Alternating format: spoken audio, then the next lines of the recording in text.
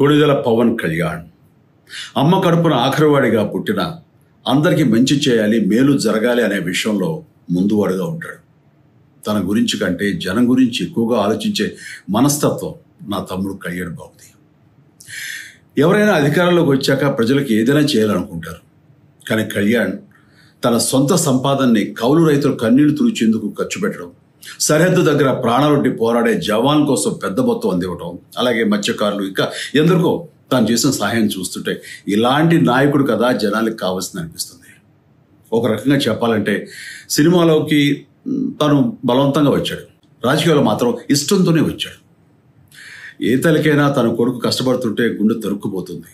అలాగే ఏ అన్నకైనా తన తమ్ముడు అనవసరంగా మాటలు పడుతుంటే బాధేస్తుంది. అలా బాధపడుతున్న నా తల్లికి ఈ అన్నయ్యగా ఒక మాట చెప్పాను. నీ కొడుకు ఎంతోమంది తల్లుల కోసం, వాళ్ళ బిడ్డల భవిష్యత్తు కోసం చేసే యుద్ధం అమ్మా ఇది. మన బాధ కంటే అది ఎంతో గొప్పది అన్నాను. అన్యాయాన్ని ఎదిరించకుండా మౌనంగా ఉండే మంచివాళ్ళ వల్లనే ప్రజాస్వామ్యం మరింత నష్టం అని నమ్మి జనం కోసం జన సైనికుడయ్యాడు. తాను బలంగా నమ్మిన సిద్ధాంతం కోసం తన జీవితం రాజకీయాల్లోకి అంకితం చేసిన శక్తిశాలి పవన్ కళ్యాణ్. ప్రజల కోసం, రాష్ట్ర భవిష్యత్తు కోసం ఆ శక్తిని వినియోగించాలి అంటే చట్టసభలో అతని గొంతు మనం వినాలి. జనమే జయను నమ్మే జనసేనాని ఏమి చేయగలడో చూడాలంటే మీరు పిఠాపురం ప్రజలు కళ్యాణ్ని గెలిపించాలి.